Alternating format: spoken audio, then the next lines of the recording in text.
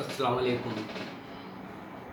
आज आपण इयत्ता 8वी विषय मराठी पाठ क्रमांक 9 भूमिगत या पाठाचे आपण 2 भाग केलेले आहेत। एक भाग आपण पाहिलेला आहे। आता दुसऱ्या भागाला आपण सुरुवात करणार आहोत। आपण भाग 1 मध्ये पाहिलं की शंकर जो है तो देशासाठी भूमिगत पद्धतीने कार्य करत होता। त्याचा मित्र हा जो आहे अब्दुल आणि त्याची पत्नी जैबून हे दोघं त्या शंकरला त्या कार्यासाठी मदत करत होते। आता आपण राहिलेले काही परिच्छेद आहे ते आपण पाहू आणि 2 भागात या पाठाला संपवून टाकू। आता आपण परिच्छेद पाहूया। त्या दिवसापासून शंकर त्या अंधाऱ्या खोलीत अंगावर घोंगडी घेऊन मुस्कटून पडायचा। घोंगडी यानी जो है जाड़े कपड़े की चद्दर की बनाई हुई जो आंग पर लेने के लिए वो डालकर शंकर अंधेरी खोली के अंदर अपना अपना चुपचाप वो घोंगडी ओढ़कर पड़े रहता था। जैबून त्या खोलीला बाहेरून कुलूप लावायची और जैबून जो खोली में शंकर था उस खोली को वो कुलूप लगा के रखने की।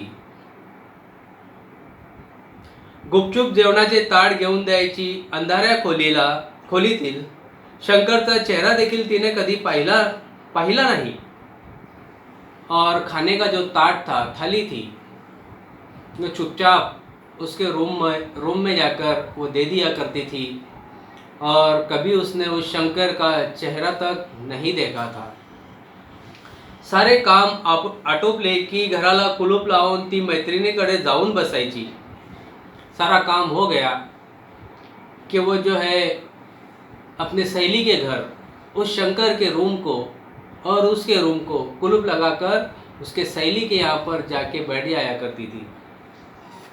रस्त्यात पोलीस दिसला की कडेवरच्या मुलीला क्षणभर घट्ट छातीशी धरायची, मनास धास्तावून जायची। कडेवर यानी कमर में बैठाना, गोद में बैठाना यानी।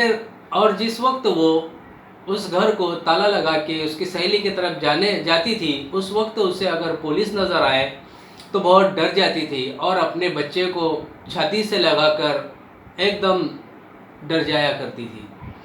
शंकर परत पकडण्यासाठी इंग्रज सरकार पाळत ठेवणे याचा अर्थ है, इसका मतलब है नज़र रखना, बारीक नज़र रखना। अने शंकर को पकड़ने के लिए वो जो अंग्रेज़ पुलिस थी, अंग्रेज़ लोग जो थे वो उस पर बहुत बारीक नज़र रखते थे। त्याला पकडून देणाऱ्यास मोठे बक्षीसही जाहीर केले होते और जो शंकर को पकड़ कर देगा उसको जो है अंग्रेज़ों ने अच्छा बड़ा इनाम भी रखा हुआ था। तो हाथी लगावा म्हणून पोलिसांनी जंग पछाड़त होते और वो जो है इनके हाथ लग जाए इसलिए बहुत कोशिश कर रहे थे। जंग पछाड़ना यानी बहुत ही कटेकोर कोशिश करना। तो हाती लागावा म्हणून पोलीस जंग पछाडत होते। तो सापडला असता तर अनेक भूमिगतांचा ठाव लागला असता।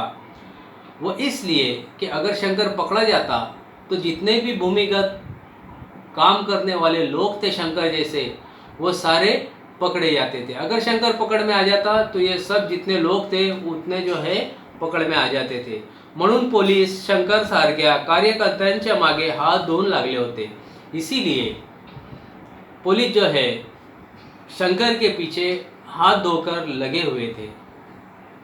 शंकर सारख्या भूमिगतांना एकाच घरात फार दिवस आसरा घेणेही धोक्याचे असते, म्हणून काही काळ लोटल्यानंतर दुसरी व्यवस्था करून शंकरने अब्दुलचे घर सोडायचे ठरवले। और ये जो भूमिगत होते हैं ये एक जगह पर नहीं रुक सकते ज़्यादा देर। इसलिए शंकर ने सोचा कि अब बहुत वक्त हो चुका है और अब यहाँ से अब्दुल का घर से कहीं और दूसरा ठिकाना बना लेना चाहिए। एक कार्यकर्ता त्याला ठरलेल्या नव्या ठिकाणी न्यायला आला और एक उन्हीं के साथ का काम करने वाला शंकर को ठहरे हुए वक्त पर लेने के लिए आया। निघण्यापूर्वी शंकर अब्दुलला भेटला। दोघांच्याही डोळ्यात पाणी तरारले। अब्दुल म्हणाला, जपून जा, काळजी घे।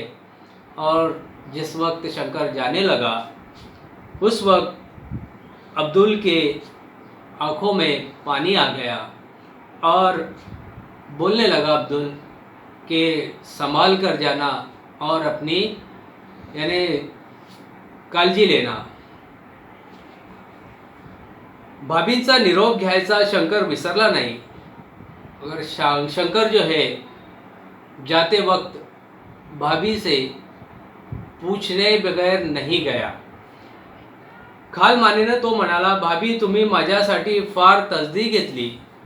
और नीचे गर्दन करके खालमाने यानी नीचे गर्दन करके कहने लगा कि भाभी तुमने जो है मेरे लिए बहुत ही मेहनत की और परेशानी उठाई।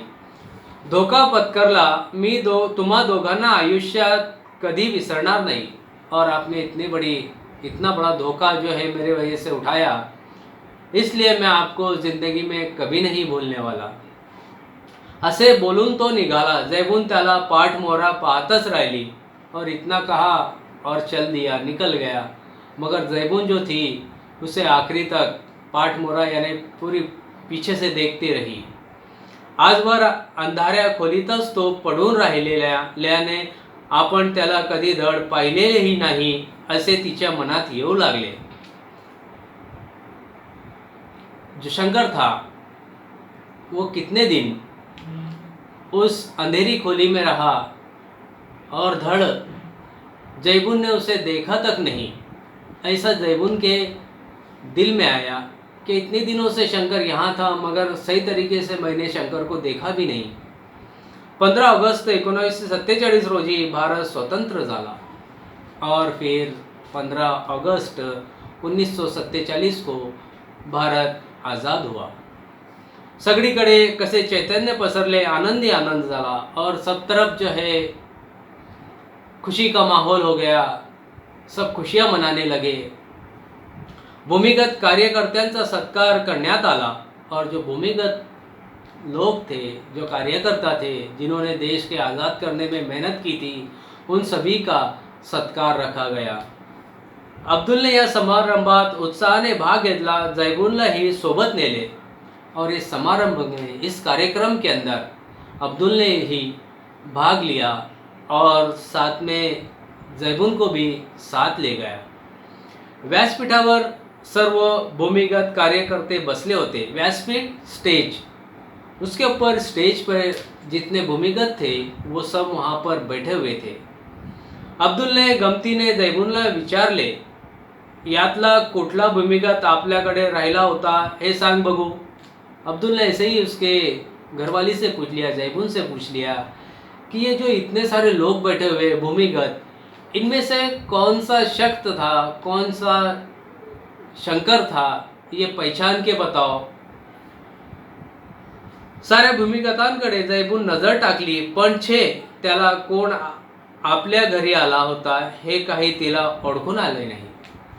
क्योंकि जैबून ने इतने दिन भी शंकर उसके घर रहा मगर शंकर की ओर जैबून ने नज़र उठा के नहीं देखी। खाना वगैरह सब दिया करती थी मगर उसे नहीं देखा था, इसलिए जैबून उसे पहचान नहीं पाई।